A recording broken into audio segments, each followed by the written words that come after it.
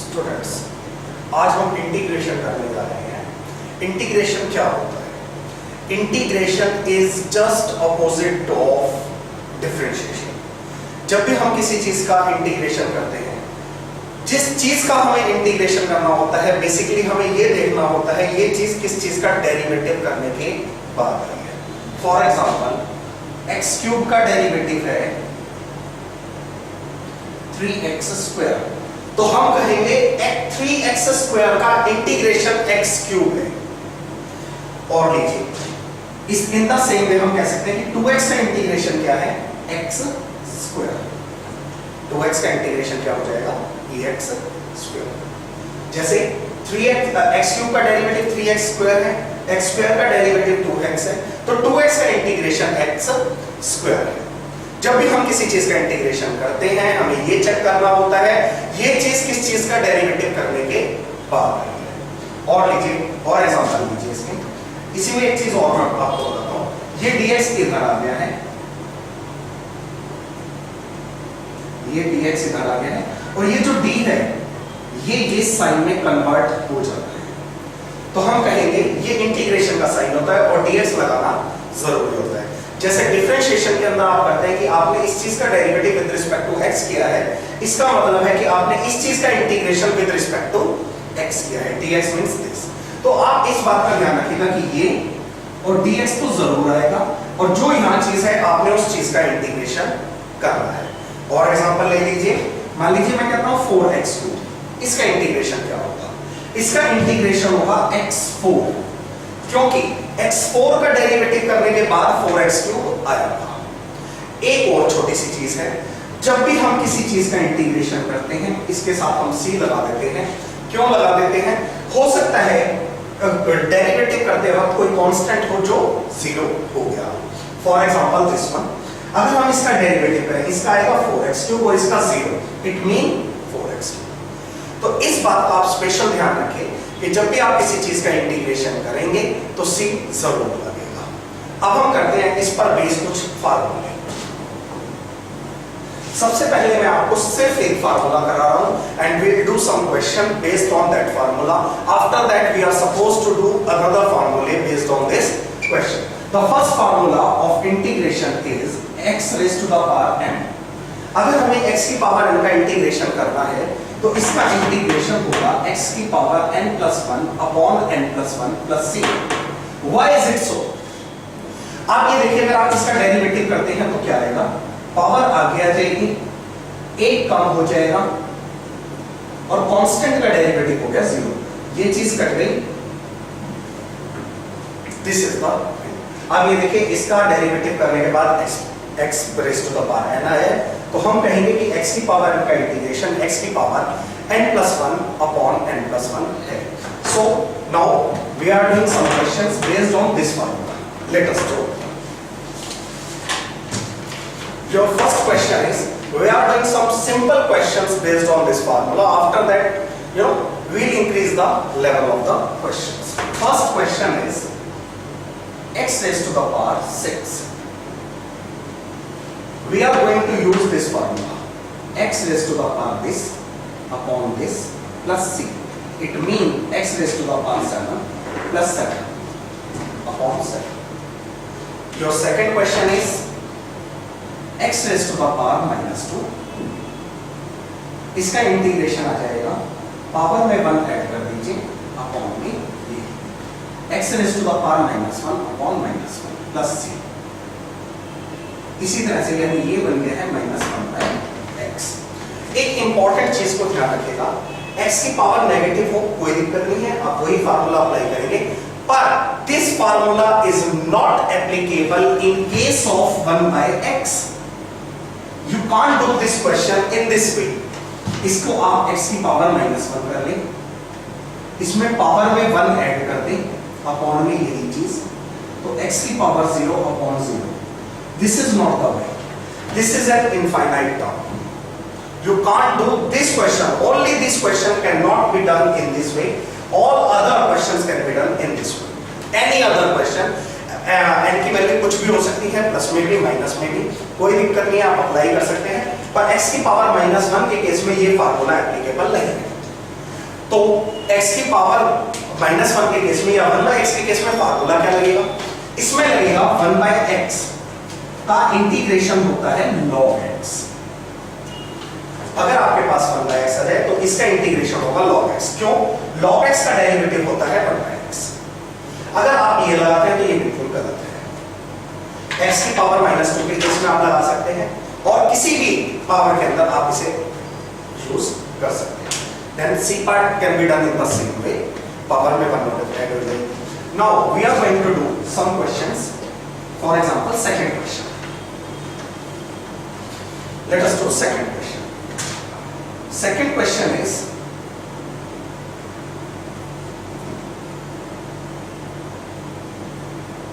this is our second question. इसमें एक गलती जो बच्चे यूजुअली करते हैं वो ये है, आप इसे ऐसे नहीं कर सकते। ये कर दिया, ये x की पावर हाफ है, half plus 1 upon half plus 1 कर दिया। This can not be done in this वे। आपको इसमें क्या करना पड़ेगा? आपको इसके अंदर हम ही करना है, पहले इन दोनों को एक बनाइए। x की पावर 1, x की पावर हाफ, पावर ऐड होने के बाद हो जाएगी 3/2। ये है x की पावर 1, ये है x की पावर हाफ, बेस सेम वो पावर ऐड करके ये बन जाएगी 3/2। It can be written like this and this is 5। अब हम कर रहे हैं इसका इंटीग्रेशन। इसका इंटीग्रेशन क्या होगा? ये चीज है, पावर में 1 ऐड कर दीजिए, ये आ जाएगा एलसीएम लेने के बाद 3 2 5/2। जो चीज यहाँ आती है जैसे इसके अंदर है, पावर में 1 ऐड कर दिया, वही सेम चीज नीचे, तो ये आ जाएगा 5/2। इसी तरह से हाफ के अंदर 1 ऐड कर दीजिए, इट विल बिकम 3/2 अपॉन 3/2। और जो कांस्टेंट है उसके साथ लग जाएगा x। It is our integration. Now it can be simplified. For example, ये जो चीज है ये ऊपर आके उल्टी हो जाती है, ये 3 × 2/5 हो जाएगी, ये 2/3 हो जाएगी। This one now it can be written as 6/5, 8/3, 10/5x। Remember only one thing, जब भी कोई कांस्टेंट अकेला होता है उसके साथ x लग जाता है। कांस्टेंट यहां भी था, इसके साथ x नहीं लगेगा। क्यों नहीं लगेगा? क्योंकि इसके साथ ऑलरेडी x है, इसके साथ कुछ नहीं है, सिंपल कांस्टेंट है, इसके साथ आप x मल्टीप्लाई कर दीजिए। Next question is b part can be done in the same way. b part is also simple. This is our question. Now multiply these things.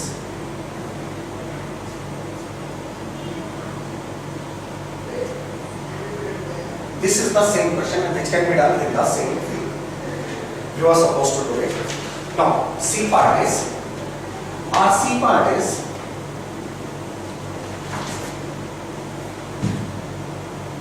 I equals x plus 2, x plus 3. इसमें भी पहले मैं एक common गलती बताऊंगा जो कई बार बच्चे कर देते हैं। इसके अंदर हम क्या करेंगे? इसके अंदर आप कई बार बच्चे इसमें ऐसे कर देते हैं, इसका इंटीग्रेशन कर देते हैं x² 2, कांस्टेंट के साथ x लग गया, x² 2 plus 3x. You are not supposed to do it as these two terms are in multiply. जैसे डिफरेंशिएशन हुआ करता था, डिफरेंशिएशन के अंदर अगर कभी दो टर्म हो ऐसे मल्टीप्लाई में, तो हम इसमें लगाया करते थे प्रोडक्ट रूल। इसके अंदर हम ऐसे नहीं करेंगे कि 1 + 0 1 + 0। जैसे कभी आपने इसका डेरिवेटिव ऐसे किया है, 1 + 0 1 + 0 नहीं, you used to use product rule. और तब हम डिफरेंशिएशन करते वक्त पहले से खोलते थे, फिर हम इसका डेरिवेटिव करते थे। इन द सेम वे आप पहले से खोल देंगे, then you are supposed to do its integration. आप इसे मल्टीप्लाई कर दीजिए, खोल लीजिए इसे, खोलने के बाद आप इस टर्म पर पहुंचेंगे। नाउ इंटीग्रेटेड, वही पावर में 1 ऐड हो गया है अपॉन में ये, इसमें x की पावर 1 है, पावर में 1 ऐड हो जाएगा अपॉन में ये, कांस्टेंट के साथ x लग जाएगा। This is our integration. Next question is I equals √x minus 1/√x square। जैसे पिछला क्वेश्चन था, पिछले क्वेश्चन में हमने दोनों टर्म्स को पहले मल्टीप्लाई किया है, उसके बाद हमने उन्हें सॉल्व किया। इसके अंदर भी पहले आप इसका होल स्क्वायर खोलिए। इसका होल स्क्वायर क्या आएगा? a² plus b square minus 2ab dx। इसका स्क्वायर आ जाएगा x, इसका स्क्वायर आ जाएगा 1/x, ये और ये कट जाएंगे, ये आ जाएगा 2। अब ये देखिए आप x का इंटीग्रेशन क्या आएगा, x स्क्वायर बाई 2, 1 ऐड कर दिया x स्क्वायर बाई 2, 1/x का इंटीग्रेशन हो जाएगा log x। आपको मैं ऑलरेडी बता चुका हूं 1/x का इंटीग्रेशन log x होता है। इसको आप ऐसे नहीं कर सकते कि x की पावर -1 हो गया, पावर में 1 ऐड हो गया। इसका भी मैं इंटीग्रेशन आपको बता चुका हूं कि जब कोई कांस्टेंट लगता है आप उसके साथ x लगा दीजिए, तो it will be our integration. The next question is we need to learn some formulas following the next question. Second is e raised to the power x equals e raised to the power x. e की power x का integration हमेशा e की power x होता है। Next one is a raised to the power x, a की power x upon the log a plus, this is our integration। देखिए अगर हम इसका डेरिवेटिव करते हैं तो इसका डेरिवेटिव क्या होगा, a की power x into log a, ये और ये कट में, दैट्स व्हाई a की पावर x का इंटीग्रेशन होता है a की power x upon log a। So we'll do some questions based on it। Third a part, I equals e raised to the power x, इसका integration होगा e की power x plus c। Your second question is m raised to the power x, same m की power x upon में log m plus c। Third question can be done in the same way। Now we are going to learn some formulas for integration which are needed for integration। Your first formula is sin x। अच्छा log 1/x का log x होता है, ये तो मैं आपको already बता ही चुका हूं। अब ये देखिए sin x, sin x का इंटीग्रेशन होता है माइनस cos x। जैसे sin का डेरिवेटिव cos x होता था, sin का इंटीग्रेशन माइनस cos x होता है। Let us see why. आप जानते हैं cos का डेरिवेटिव क्या होता है, माइनस sin, तो माइनस से माइनस कर दिया, ये रहेगा sin x। अगर हम यहां माइनस नहीं लगाते तो cos का इंटीग्रेशन, cos का डेरिवेटिव माइनस sin हो जाएगा जो कि इक्वल नहीं है, इसलिए sin का इंटीग्रेशन माइनस cos होता है। दोबारा सीखिए, cos का अगर आप डेरिवेटिव करते हैं, cos का डेरिवेटिव होता है माइनस sin, माइनस से माइनस कर दिया, sin x आ गया है, और sin x का इंटीग्रेशन हम इसीलिए करेंगे माइनस cos x। अब हम करने जा रहे हैं cos x। cos x का इंटीग्रेशन होता है sin x प्लस c, क्यों, sin का डेरिवेटिव cos x होता है। Next is sec square, sec square का इंटीग्रेशन होता है tan x, tan x का डेरिवेटिव sec स्क्वायर होता है, दैट्स व्हाई sec स्क्वायर का integration tan x। Next is cosec square, cosec square का इंटीग्रेशन होता है minus cot x plus c। अब ये देखिए cot का डेरिवेटिव माइनस cosec स्क्वायर होता है, दैट्स व्हाई माइनस से माइनस कैंसिल हो जाएगा, cosec square is the integration. Next is cosec x, cot x। आप याद कीजिए कि cosec x किस चीज का डेरिवेटिव करने के बाद आता था, cosec x into cot x। cosec x into cot x derivative होता था, cosec का डेरिवेटिव होता है minus cosec x cot x, तो इसका इंटीग्रेशन हो जाएगा माइनस cosec x। दोबारा समझ लीजिए, cosec का डेरिवेटिव होता है minus cosec x cot x plus 0, minus से माइनस काट दीजिए, दिस इज आवर इंटीग्रेशन। तो इसका इंटीग्रेशन हम क्या कहेंगे, माइनस cosec x।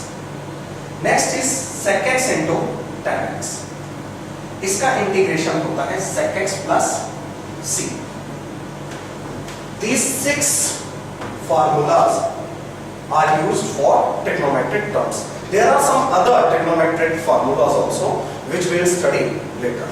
अभी इसके बाद देखिए आप 1/√1 minus x, इसका इंटीग्रेशन क्या होता है। आप याद कीजिए कि जब हम डिफरेंशिएशन कर रहे थे तो हमने ये चीज किस चीज का डेरिवेटिव देखा था। आपने देखा होगा कि ये जो डेरिवेटिव है ये sin इनवर्स x का डेरिवेटिव है, तो हम कहेंगे इसका इंटीग्रेशन sin इनवर्स x है। 12th formula is 1/1 plus x square. आप याद कीजिए कि ये किस चीज का फॉर्मूला होता था, ये होता था tan इनवर्स x का। इसके बाद हम सीखने जा रहे हैं 1/x। ये किस चीज का फॉर्मूला होता है, sec इनवर्स x। मैं स्टूडेंट्स की एक क्वेरी का जवाब देना चाहूंगा, देखिए जरा।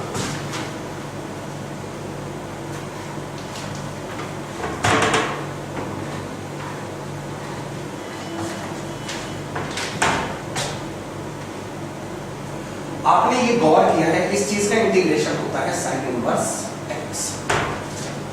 अगर इसी तरह से यहां माइनस लग जाए तो इसको करने के दो तरीके हैं। आप चाहें तो cos इनवर्स x भी लिख सकते हैं, एक तो ये चीज है, और अगर आप चाहें तो यहां से माइनस कॉमन ले लीजिए, आपके पास आ जाएगा sin inverse x plus c। आप ये सोचेंगे कि ये और ये दो अलग अलग है, नहीं, ये सेम है।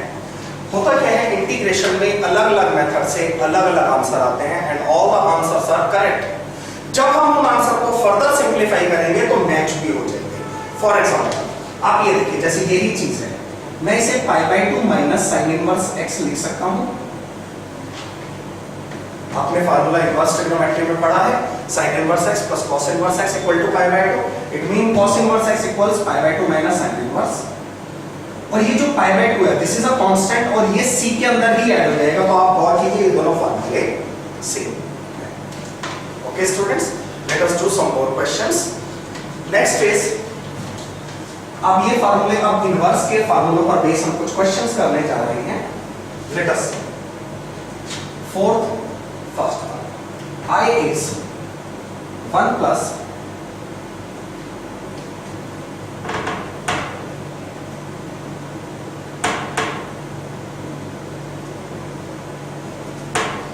This is our question. मैं आपको ऑलरेडी बता चुका हूं कि कांस्टेंट के साथ x लग जाता है, 1 के साथ 1 का इंटीग्रेशन x हो जाएगा, इसका इंटीग्रेशन tan इनवर्स x हो जाएगा। ये जो 2 है ये इंटीग्रेशन के बाहर कर दीजिए, तो आपके पास क्या बचा, एक तरह से 1। आपने 2 इंटीग्रेशन के बाहर कर दिया है, तो आपके पास 1/, ये बचा है, इसका इंटीग्रेशन होता है sin इनवर्स x। इसके अंदर आप -3 बाहर कर दीजिए, ये बन जाएगा आपका sec inverse x plus c। This is our integration. Next question is b।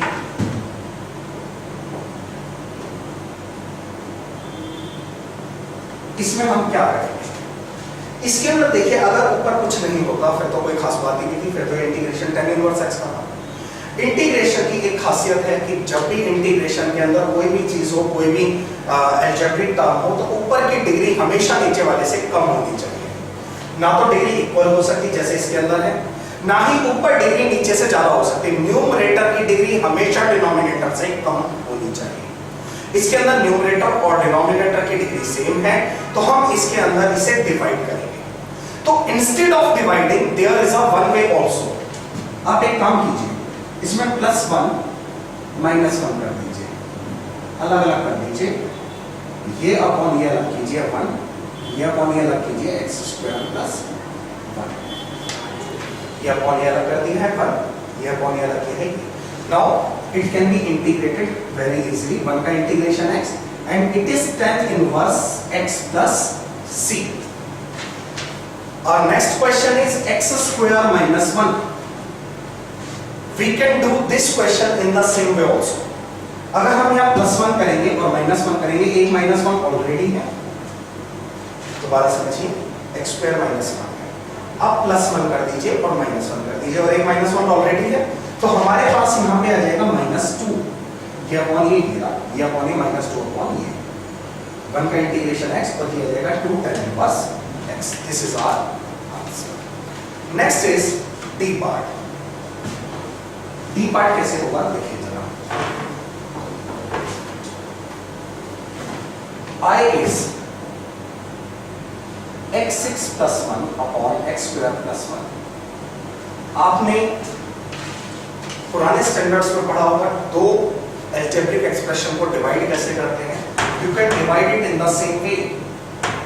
इसको आप डिवाइड कर दीजिए, इसको इससे डिवाइड किया x4, इसको इससे मल्टीप्लाई किया x4 माइनस x4 प्लस 1, इसको इससे डिवाइड किया माइनस x स्क्वायर, इसको इससे डिवाइड किया minus x square plus x square plus 1, इसको इससे डिवाइड करेंगे, ये पूरा पूरा डिवाइड, बाई चांस क्या है ये पूरा पूरा डिवाइड हो गया, तो इसका इंटीग्रेशन क्या होगा x4 minus x square plus 1। Now it can be integrated very easily, इसकी पावर में 1 ऐड कर दीजिए अपॉन में ये by 3 plus x plus that's it, this is our integration. अब मैं आपको एक चीज छोटी सी और बताना चाहता हूँ, यहाँ पे क्या है कि पूरा का पूरा डिवाइड हो गया है, मान लीजिए यहाँ पे रिमाइंडर बच जाता, मान लीजिए 2 बच गया रिमाइंडर, तो आप क्या करेंगे, अगर जो चीज देखिए जो क्वेश्चन है हमारा उसको तो यहाँ लिखना है, जो रिमाइंडर बच गया है उसके अपॉन में लीजिए ये plus 2 upon x square plus 1, it would be written in this way. अगर कोई कांस्टेंट बच गया है, पिछले क्वेश्चन में पूरा पूरा डिवाइड हो गया था, दिस वाज आवर आंसर, इस वाले क्वेश्चन के अंदर हमारा रिमाइंडर 2 बच गया है, तो 2 अपॉन x स्क्वायर प्लस 1 लिख लीजिए, और इसका इंटीग्रेशन होगा 2 tan inverse x plus c, it is our integration. Now you can do it. The next question is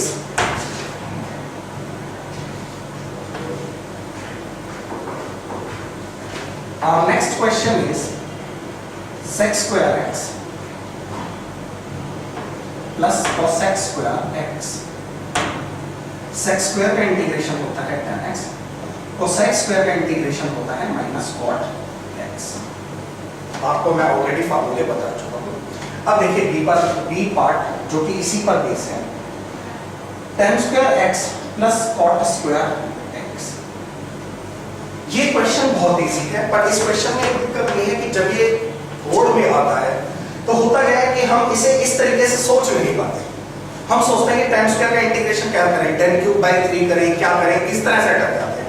otherwise इसका इंटीग्रेशन ऐसे होना चाहिए, sec square x minus 1, cot square को आप लिख दीजिए cosec square x minus 1।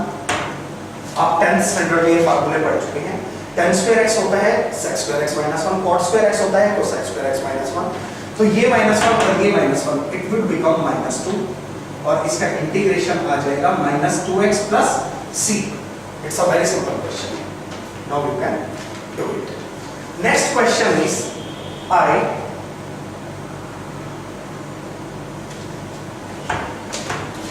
I equals sin 4x plus cos 4x upon sin square x cos square x।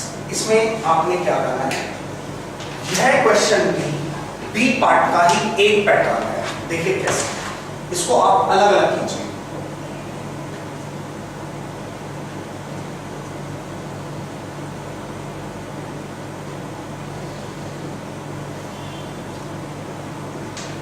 देखिए sine square से साइन स्क्वायर कट गया है, कॉस स्क्वायर से cos square cut गया है, तो ये आ जाएगा tan स्क्वायर, ये आ जाएगा cot square. Now it can be done as it is b part, same b part है, अब से आप आगे कर सकते हैं। उसके बाद our next question is also same. मैं आपको ये बताना चाहता हूं कि क्वेश्चन एक है, पैटर्न लेने के कई हैं, आपको घबराने की जरूरत नहीं है, सारी चीजें एक ही है, tan स्क्वायर हो तो भी वही है, sec स्क्वायर हो तो भी वही है, ये वाला पैटर्न हो तो भी लास्ट में एक कन्वर्ट हो गया, आपने बस अलग अलग कर देना है। और इसके बाद जो हम नेक्स्ट क्वेश्चन करने जा रहे हैं, that is 1 minus cos 2x upon 1 plus cos 2x।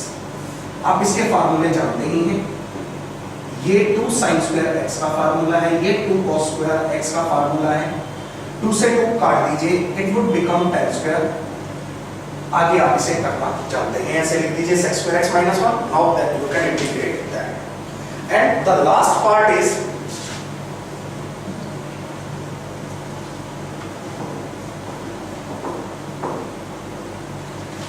I equals 1 upon 1 minus cos 2x। इसका इंटीग्रेशन होगा, इसका फार्मूला होता है 2 sin स्क्वायर x, ये 2 बाहर कर दीजिए, ये sin स्क्वायर ऊपर हो गया है cosec स्क्वायर x, आप इसका इंटीग्रेशन जानते ही हैं, minus cot x plus c. It's a very simple case. अगर यहाँ प्लस होता तो 2 cos स्क्वायर एक्स बन जाता, 2 बाहर आ जाता, cos स्क्वायर ऊपर आके sec स्क्वायर बन जाता, उसका इंटीग्रेशन tan x होता। It's a very simple question. ये आपका एक क्लास थी जो आज हमने कवर की है। अब हम करने जा रहे हैं सेकंड क्लास। आज हम करने जा रहे हैं इसकी सेकंड